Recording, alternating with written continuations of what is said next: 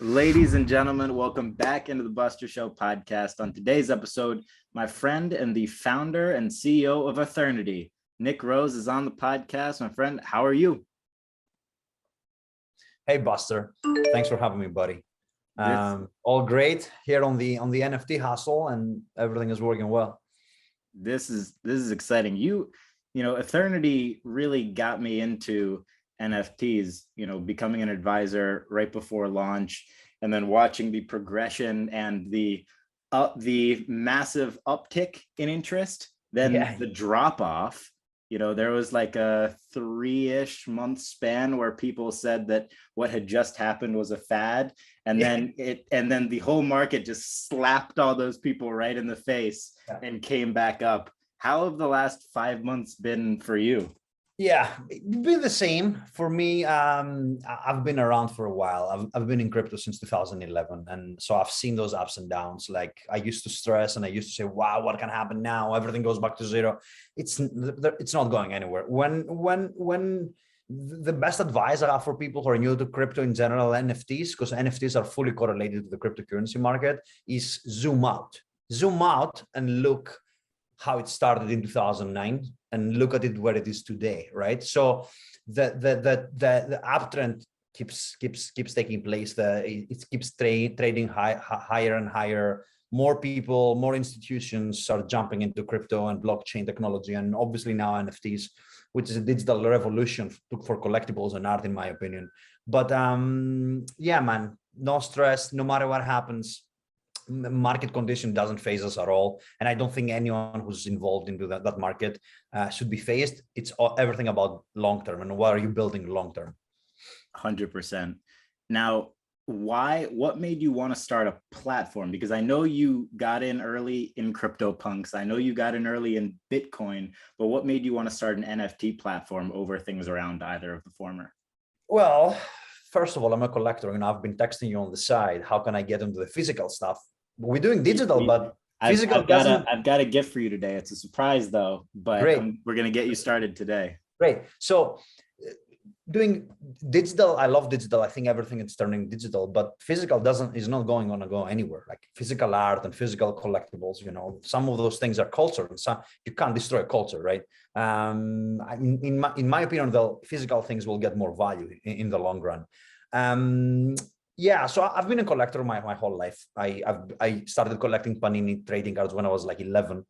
But the soccer Yeah, the stickers. soccer ones, the soccer one when I was 11, and like the ones that you like stick on the album and stuff. Yeah. So I was always a fan of the industry. I got into Bitcoin. I got into this trading mentality, buying, selling, buy, selling. I was never really happy doing that. Obviously it was paying off big time, but building something from scratch and creating a product was what I wanted always to do. And, that's what I did with Ethernity. I've been building this since 2018 with Marcelo, who's our main dev and co-founder. Yeah, and, here we are. I launched this March. Took us a while, but here we are. And, we're very, very excited with what we're building. Now, it's impossible to pick out individual drops, but like the one behind you, the Leo Messi drop just happened. I know you're a huge soccer fan.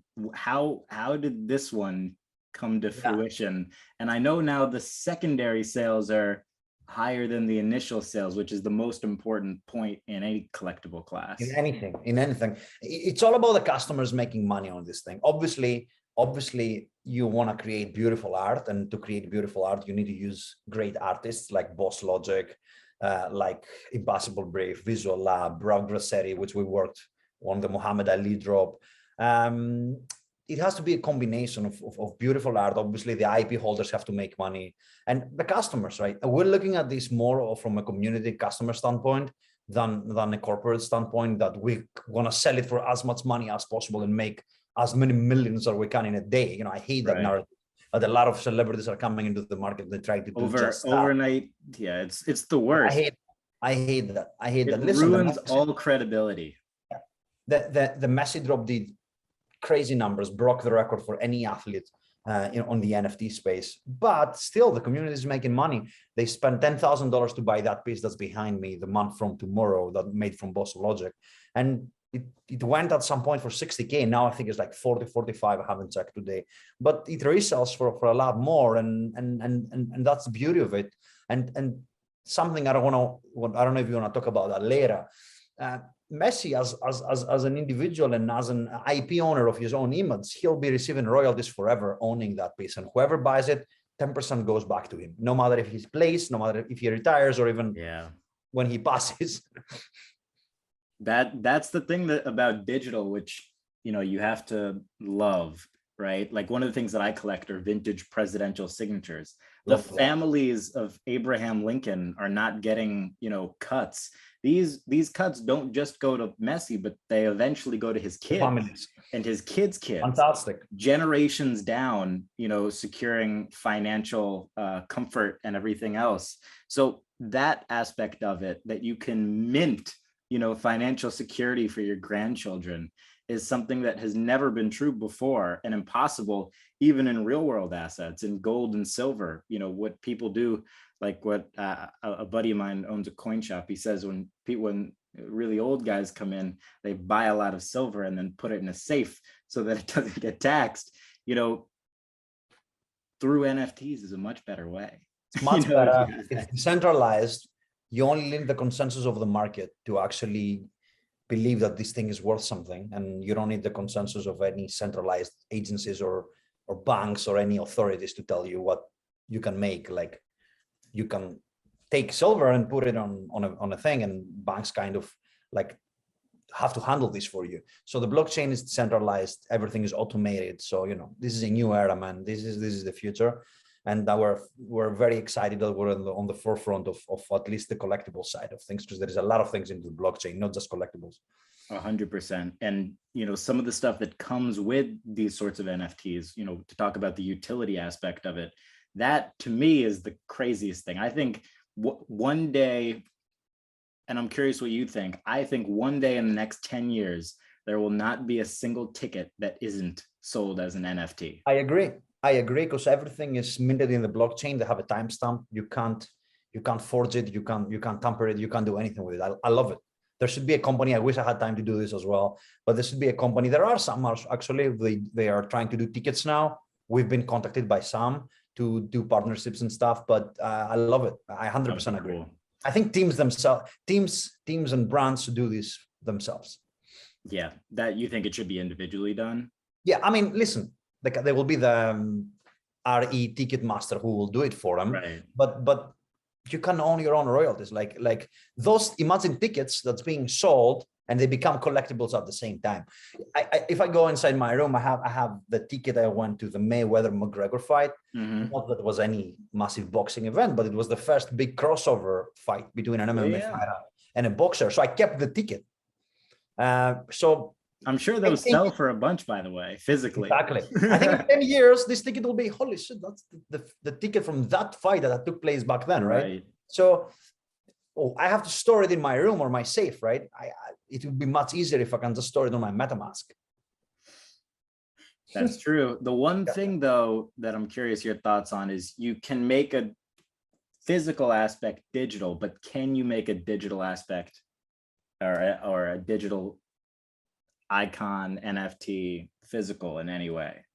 Yes, actually there is, and that's very funny that you're bringing this up. Well, obviously it's easier to make physical things digital, but the same way you're creating a digital item, you can replicate it on a physical. Let me tell you what we're working on, and after I want to give a shout out to an artist that I love, and I'm about to buy his art right now, and I'll tell you what he's doing.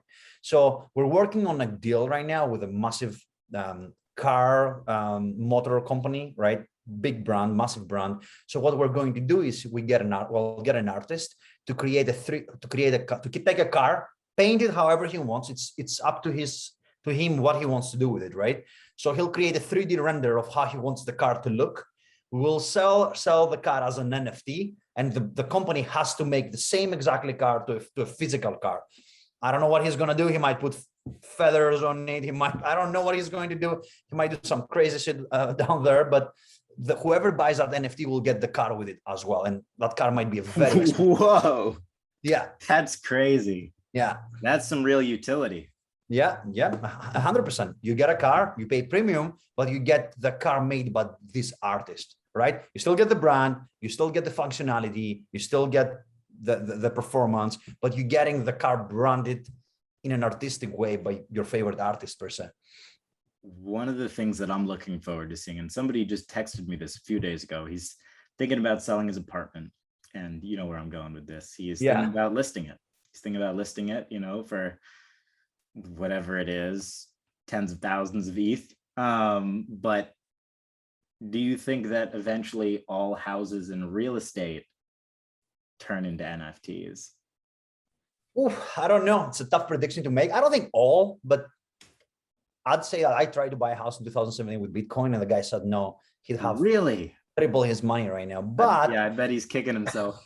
yeah, yeah, but listen, man, open-minded people and people who can see those things and blockchain believers will try it. Yes, I don't know now if these massive corporations are ready for it yet. Eventually, they will be. I personally would buy everything in Bitcoin if I could.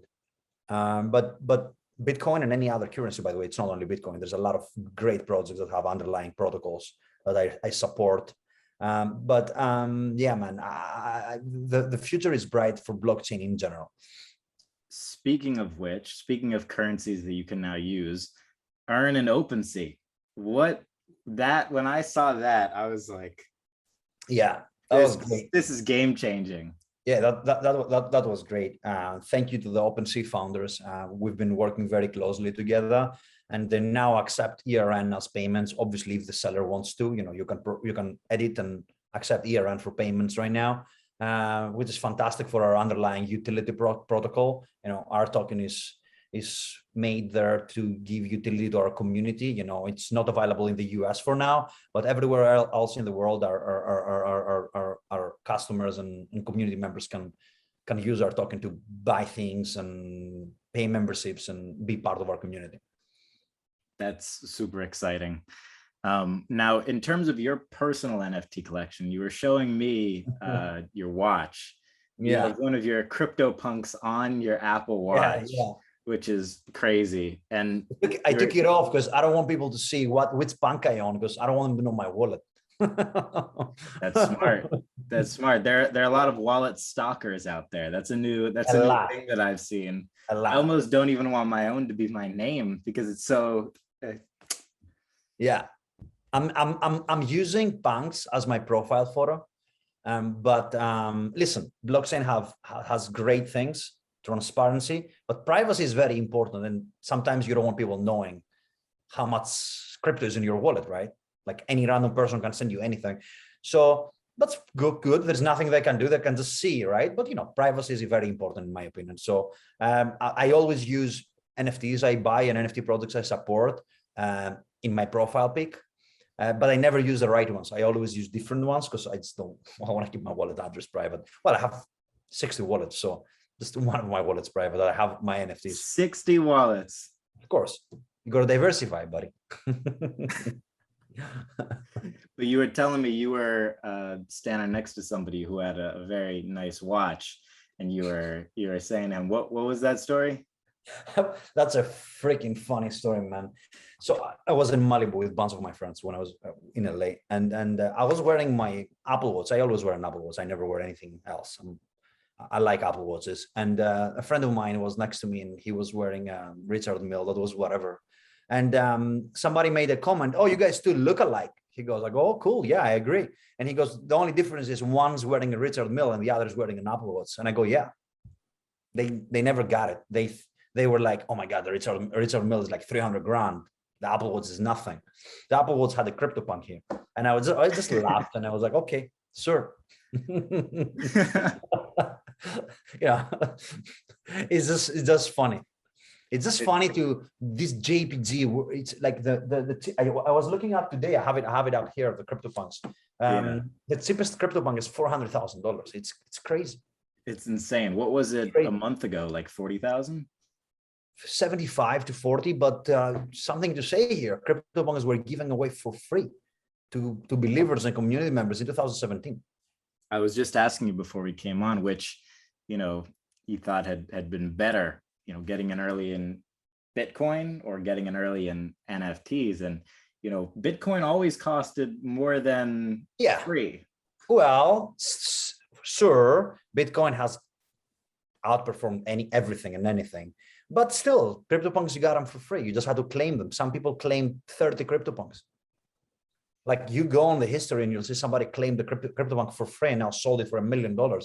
And you said somebody just gave this guy free money, but it's not about giving somebody free money. It's about believing in the project, because the person who paid nothing for it, he could have sold it 2 years ago when people offered him 20 grand. 20 grand for free. It's something. It's a lot of money for a lot of people, right? So he didn't take it. He held on it, and now he can sell it for those obscene amounts. It's true. How early do you think we are in terms of NFT collectibles? Because physical collectibles, there's recorded history of people in the ancient Roman days collecting things, coins and things like that. Yeah. Whereas, NFTs didn't exist, just a few years ago. Yeah, well, my personal opinion, and not financial advice, we have to clarify that, because a lot of people take things you say and they go in and they invest all their life savings, and so they tell you told me to do that. And yeah, don't do that. Yeah, advice. I think I'm going heavy in NFTs in a lot of our collections, and that's just my personal strategy and other projects for the past 2 years. So I really believe in NFTs. I really believe in long-term value myself. And I think that we're just scratching the surface. We just started. People doesn't even know how to use MetaMask or Coinbase wallet or any of those wallets. It's too complicated. I myself have been around for a while, and we're working with Polygon now for our second layer solution for speed and low gas fees. And I could not bridge my wallet. I had to call our lead dev to ask him, Hertz, how do I bridge my wallet? What the hell, this thing is not working? So trust me, if I can't do it, a lot of new people can't do it for now. So it's still too early. This thing will become way more user-friendly in the future, and people will be able to buy seamlessly and use crypto seamlessly. So when that moment comes, that's when I think the big boom will take place. Now we're just really the believers and the dreamers and the people who believed for a long time, and people who actually are curious, like yourself and Jeremy and other friends of ours who actually are curious to see what is that. It doesn't matter how old are you. It doesn't matter. All you got to do is be curious and go to YouTube and do how to use MetaMask. It's not that hard. All you got to do is do it. And write down your seed phrase and don't tell anybody. Never lose this fucking seed phrase. Yes. I think hold it to your chest, because I'm sure everybody has so many friends. I mean, it happens to the best of us. I don't even have mine. My attorney has mine. Lots of trust there, but I don't even have mine. I don't have anything to do with them. My attorney has. People will break into people's houses. I don't know anything. What? People will break into houses just to get seed phrases. Yeah, I don't have them. Feel free to come break in. I don't have anything, buddy. I cut my finger. I don't have anything. Just an Apple Watch. That's why, working with an attorney that you trust is the best way, I think, to do that. Obviously, you can have a security box in a bank and keep all that stuff, but whatever, man. No, 100%. There's good people out there. Not everybody wants to rob people. How do you evaluate what a good NFT is, separate from everything Ethernity? And all of this is obviously applied to everything on Ethernity, but how do you evaluate what is a good NFT? Is it all how early it was made? Is it all who it's by? Because nowadays, most of the people who are probably listening to this go after an NFT or see an NFT because a celebrity put it out. But if a celebrity put it out just independently or with certain platforms, it's often just a cash grab and they don't care about it. And if they don't care about it, then it goes down in the secondary. And the result of that is you lose money. How do you evaluate what's a good NFT?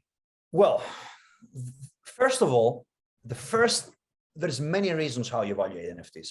The first thing you have to ask yourself is, why are you buying this? Is because you like it? Is because you want to make money of it? What's the reason you want to buy this thing, right? The same reason we buy anything in life, right? Don't look at it as an investment in terms, okay, I'm going to buy this stock, it's going to appreciate. The way I look at NFTs is if I like them first. Now, respect to the guys who are buying them as an investment. That's their thing. A lot of them have been done very, very well, have been doing very well with it. But like I said, it's a risky business, man. the market always has have the last word. So advice number one, you have to like it, in my opinion. I buy them as a collector. If you buy them as an investor, though, which is I really, really respect, date and when it was created, by whom, who is the artist? What's, you know, look, go do some research on the artist. What does his stuff, what does his NFTs or actual artwork sell for, right? So you compare. Is that a good deal? If his artwork sells for $3 and he sells you his for $100, something is wrong here. So it doesn't really make a lot of sense, right?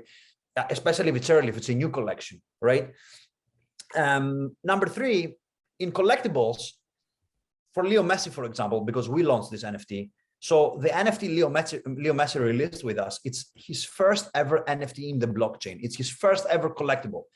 Leo Messi will always be Leo Messi.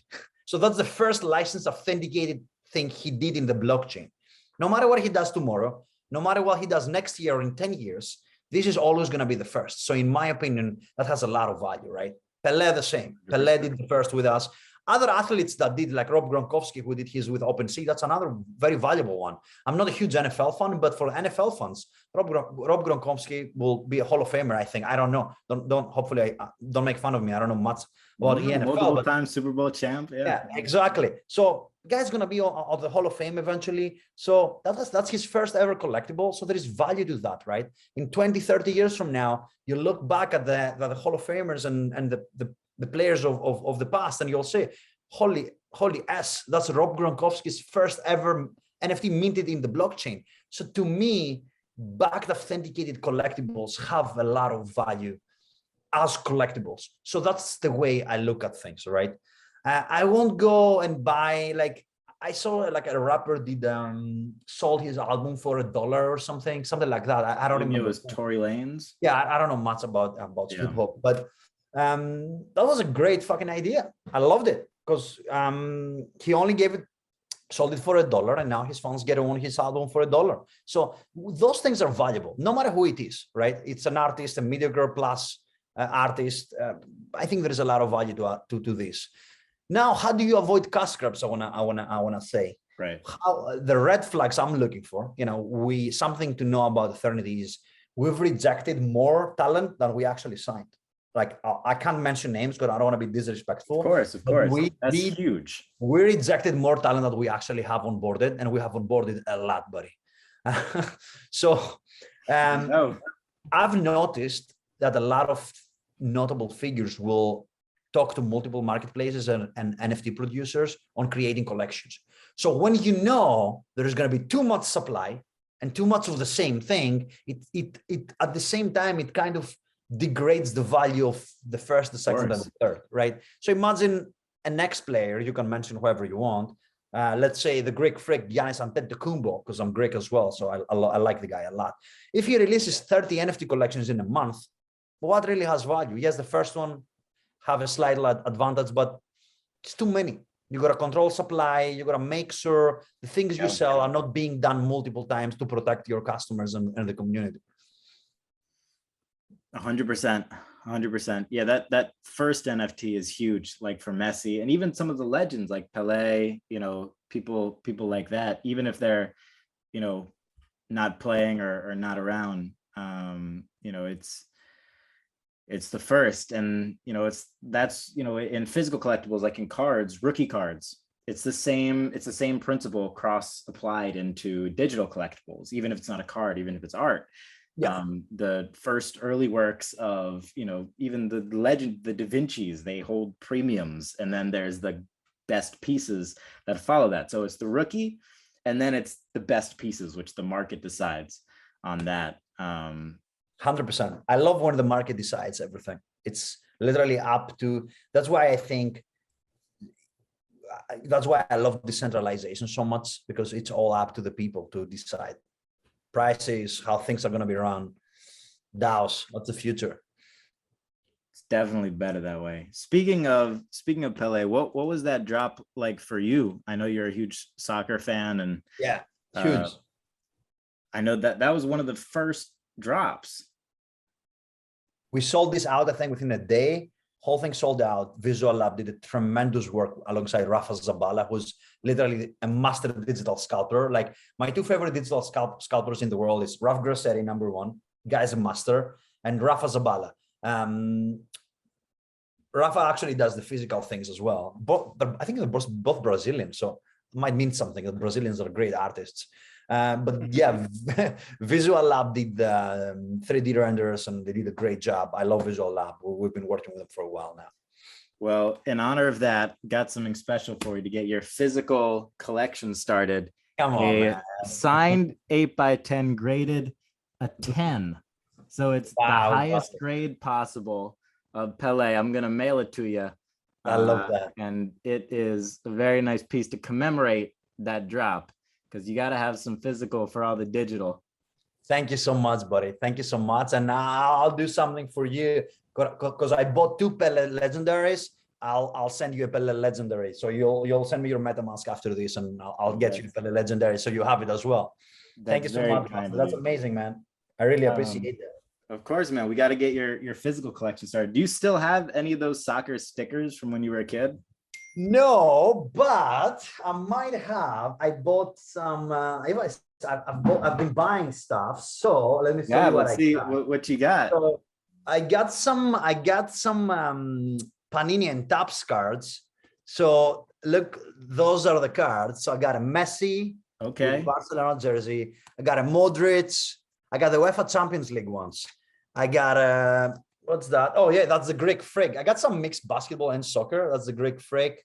I got Mo Salah from Liverpool, great player. So I got a few. I got a some of them. Oh, I have a Zion one. I don't know if it has any value, but it looks good. It looks good. It does look good. Yeah, I got some Panini Prism. I think I got an Iverson. I don't know. You know better than me in basketball. So I got a lot of them. Did you break these boxes? I fucking enjoy breaking boxes. I swear to God. It's addicting though. Be careful. half of it is breaking the boxes. It's not about like, to me, it doesn't matter if those are valuable or not, as far as they look good. So for me, it's purely collectible. The reason is because I just love collectibles. Yeah, I got one of your boy. I'll throw it in. Giannis. Yeah, I love Giannis. Hopefully we get him to do an NFT soon. We're working on that. He hasn't done anything, right? For now, we'll see. He needs to. The whole fam. It's got some brothers in the league too. Mm-hmm.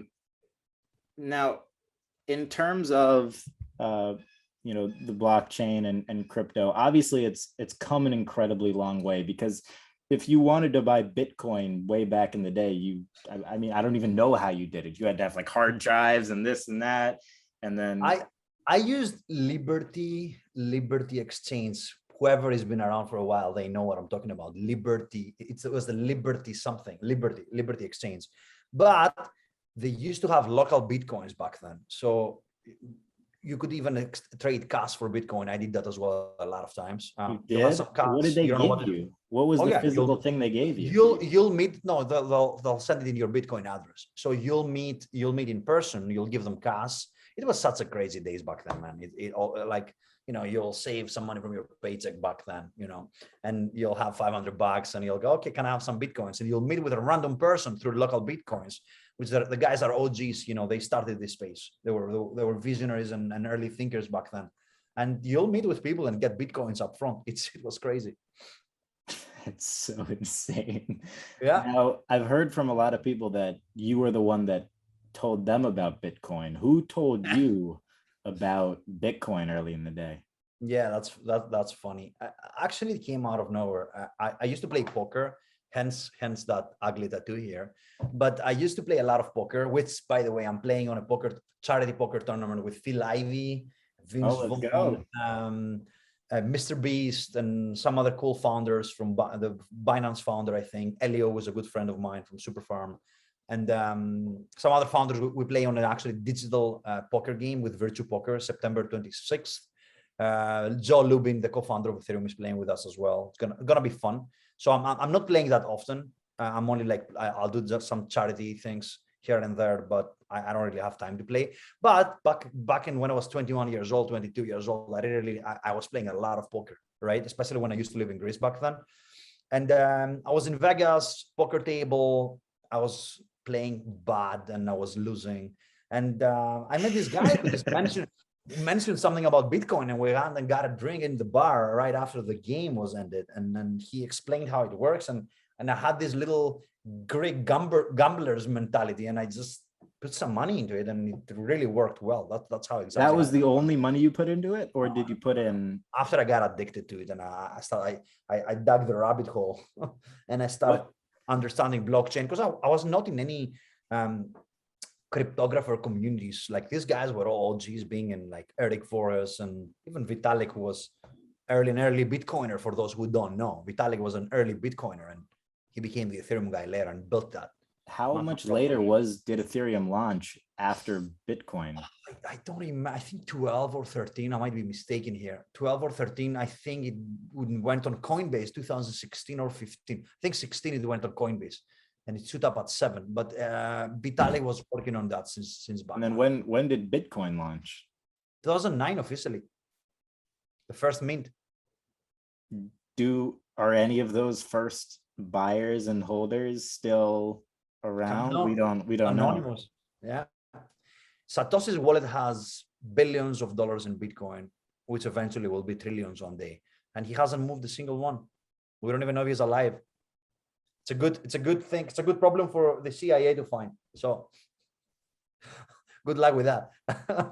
I wish we all knew who Satoshi was, man. The guy's a legend. So for those who don't know, the founder of Bitcoin is unknown, but goes by the name Satoshi, which could be a real name, could not be. Satoshi Nakamoto saying will one day have trillions of dollars in their wallet, and hopefully for all other Bitcoin. Hasn't moved a single one. He hasn't moved a single one. No transactions since back then. The crazy thing about some of these huge like whale holders is sometimes they will die and nobody has access to the wallets. So it's lost, and Bitcoin is a finite supply. So the fewer Bitcoin there are, the more valuable it makes the others. Oh, there's millions of Bitcoins lost. The supply is way lower than they think. You think it's millions? Oh yeah, 100%. I know friends of mine who lost, I can't mention somebody, but somebody who works for us in Ethernity right now lost about $500,000 of Bitcoin because he lost his password. You just can't lose your password. It's a principle in crypto, which is good, because if you can't get in, nobody can get in. So it's all up to you. You have full control. If you fuck up, can I say fuck up on your podcast? Yeah, you can say. If you fuck up, you fuck up for yourself. So there is no bank who will tell you we're taking your money away. It's all you, buddy. It's all you, and it's, you have full financial and full freedom and control on your own actions. You lost your password. Sorry. Now, as a true OG in the space, having been in Bitcoin early and NFTs early, what do you see when you see Dogecoin come along? Like, what's going through your head when you see that mess? I don't want to be a hater. I think haters are not very open-minded, and I'm not going to be a hater. I'm not a Bitcoin maxi, by the way. There's crazy Bitcoin maxis there who think if you're not with Bitcoin, you're against freedom. I'm not like that. That sounds like somebody who owns a lot of Bitcoin. Oh yeah, but still, man, there is guys out there who own Bitcoin since back then, and they literally in it for the game, not for the money. And they started the super maxi movements. I respect what they do, because they're not doing it for the money. And anyone whose motives are not financial, are lots of respect. I never said I'm doing everything for free. Who doesn't like making money, right? But still, obviously, there are principles, and I believe in decentralization. But it's a business as well. Like Eric Voorhees is the greatest example. He's a maxi, and he's been around. He's a real OG, but SafeShift, he has company who's making a lot of money now, and lots of respect to him. So he's balanced. Ancient Greeks said something. Balance is everything, and that's where I stand from. So you can still be a believer, and you can still be an advocate, and you can still build businesses around these products, right? So you can do everything. So yeah, I'm sorry, I lost my flow. What I was saying, what was the question? Dogecoin. Dogecoin. Yeah, man. Listen, Dogecoin it was a joke that this guy started. I don't even know his name. People have money to spare for fun. People bought it, and It was always a shitcoin. Nobody really cared about it. I've never bought a single one. I don't like just buying things for fun, and I wouldn't suggest this to anyone. Yeah. And you have all this I'm trying not to say, do not curse, all these influencers, Instagram influencers and TikTok influencers, and that they just come in and chill and actually the damage they do is worse. And you have Elon Musk who's bored and he jumps in and tweets things and people go and buy. It's actually their fault. They go buy this thing and they think they're all gonna make money, and it's all a Ponzi scheme. It's all a Ponzi scheme. Things going up. They let the next ones know, oh, buy, it's gonna go up. The next ones buy, and now all of them tell them the next ones to buy, and the next ones buy, and it's a chain of events that has no utility, zero reason, unless you say, okay, it's a meme token. What's its utility? Zero. They don't even have devs. I don't want to be a hater. No, I think people are free well. to. Yeah, people are free to make their own financial decisions. So if they think Dogecoin is a good investment and they urge others to buy it, I'd like to debate them, but I don't really have time for this. So good luck to Dogecoin. Not a huge fan here. Of course. No, that makes sense. Yeah. I feel like you know, and to speak to the influencer and celebrity side, I mean, honestly, I think that's the most dangerous thing, because you've got, I think I wish there was more education, like the same way financial literacy should be taught in schools. There's no reason that digital crypto NFT literacy shouldn't be taught, from a young age, or there should be more influences out there pushing it, whereas now it's just all of these people who had followings from unrelated things, just because they have followings, think that they're all of a sudden an expert in something unrelated to why they have their following, and then start pushing it, usually just because they see a big financial opportunity. But the byproduct is that you're hurting young audiences. And that this happens often in new cryptos that pop up, and sometimes NFTs as well. But I just think it's so important for everybody to look for the people who are in it for the long run, because yeah, I feel like that's the number one indicator. How long have they been in it? And if they're not, what's their long-term credibility outside of it? Yeah. And the thing for those people who are doing that, it makes no sense, because this is a very long game we're all playing, and that's, shooting yourself in the foot in the first minute.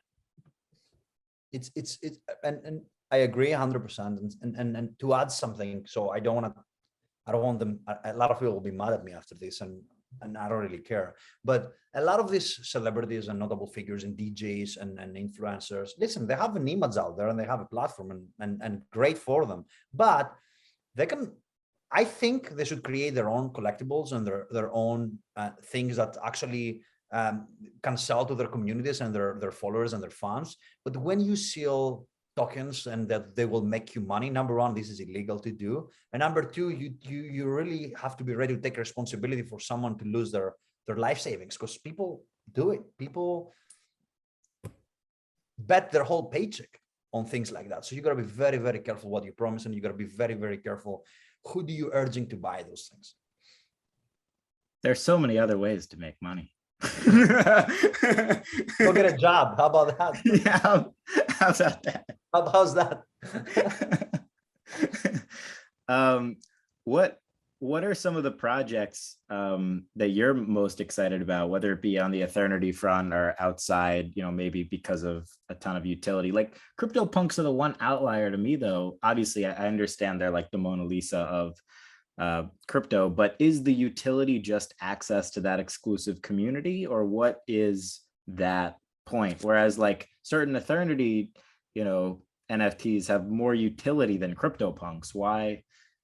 Well, it's two different things. First of all, Ethernity is digital collectibles and sports cards and music, but CryptoPunks is culture.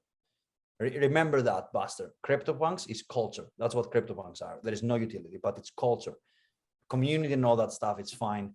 CryptoPunks represent the first ever project, not the first one, but the first one major of the first projects one of the first projects on the blockchain as a collectible, and it represents a little bit that cyberpunk rebel type nerd kids, who that's what we all are in the blockchain. That's what these guys were when they started, and that's what most of us is.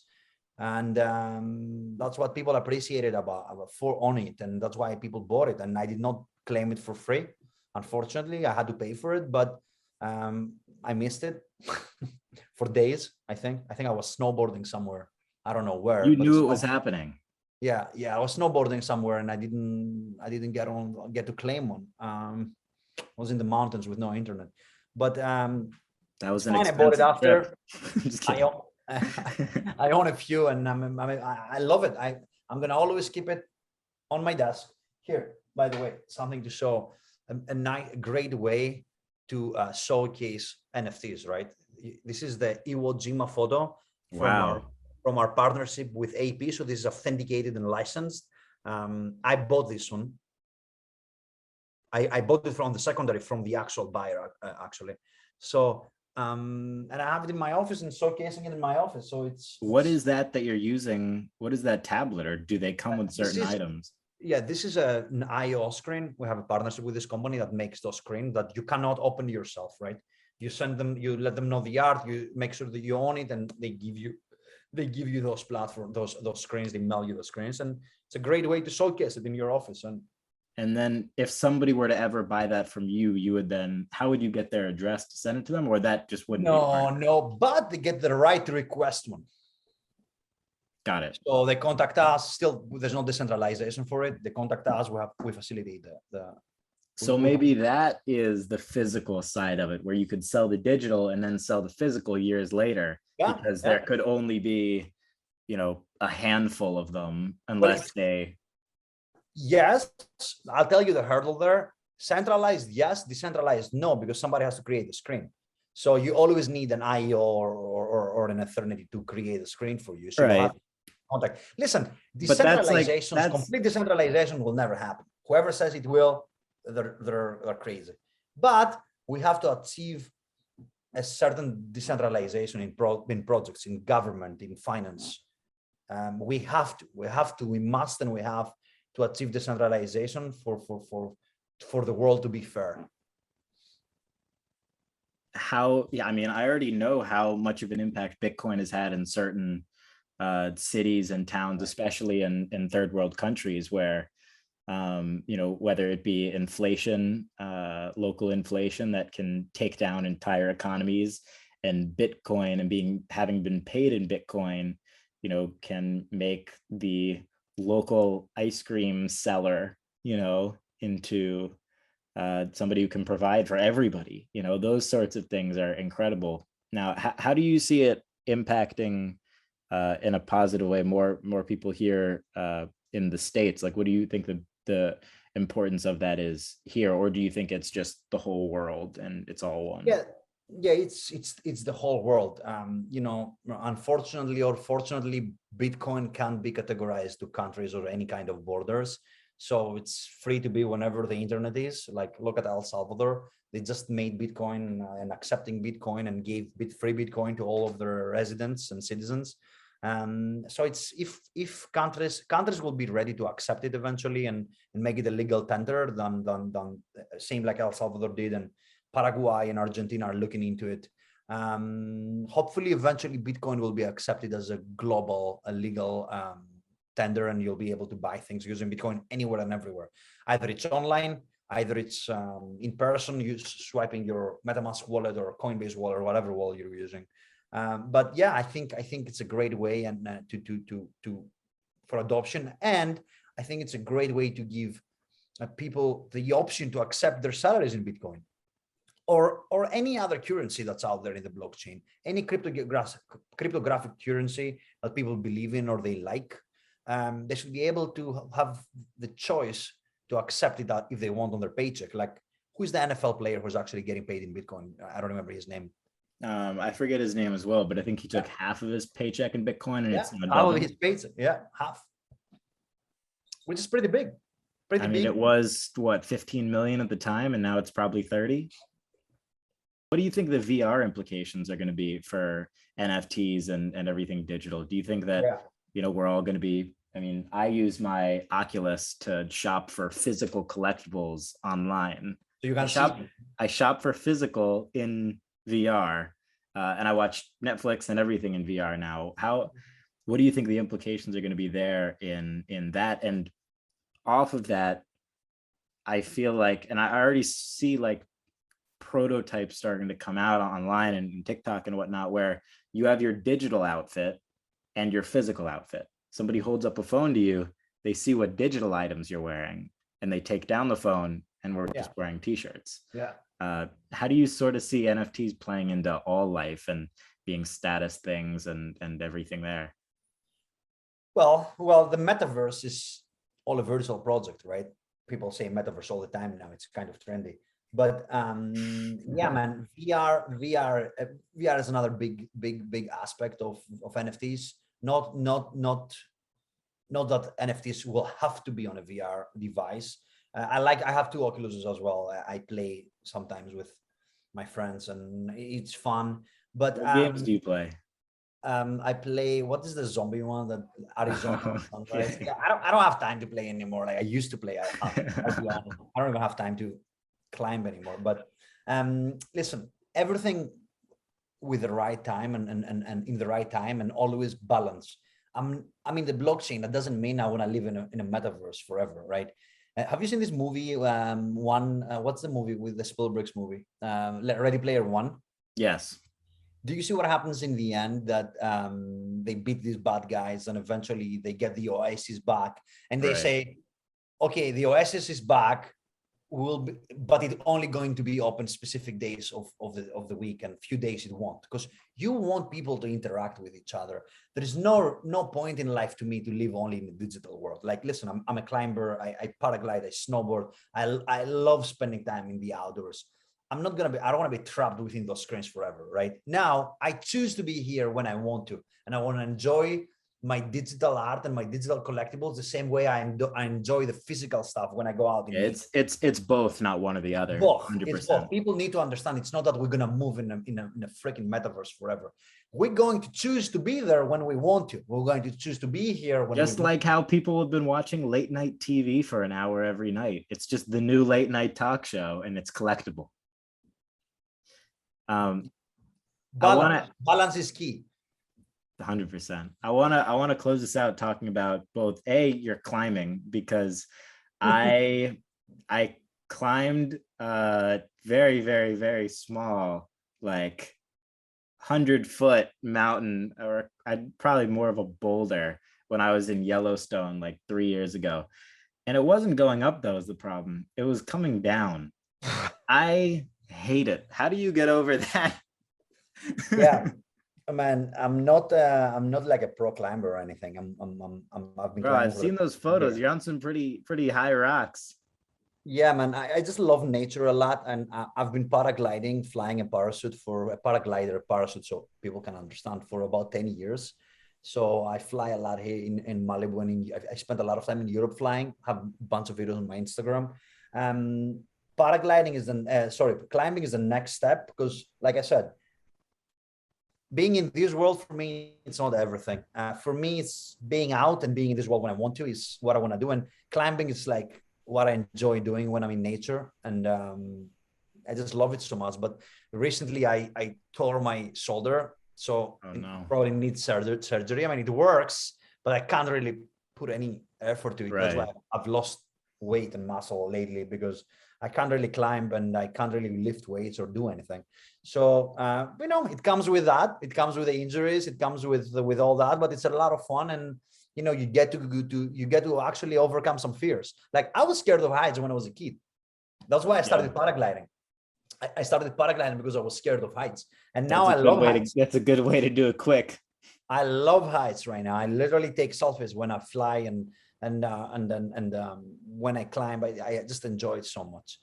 But yeah, climbing is fun, man. You should get more into it, and Yosemite is a great place to go. That's the Mecca in America. Yeah. I mean, yeah, watching those Alex Honnold documentaries makes you want to. I mean, I like free solo, I don't understand it. Yeah, this I guy has think a it's death wish. crazy. This guy has a death wish. No, yeah, Literally, man, that's like, I think he's probably the greatest athlete in the world. has a bigger balls for sure. That's nuts. Last question on the environmental side. What, because I know you're super passionate there. You've been traveling to forests for maybe decades, years. Yeah. What what is your role on that front, and what is sort of one thing that you would spread to everybody in the world if you could on that side? Any information or things that people should know, Yeah. to apply to it anybody's lives?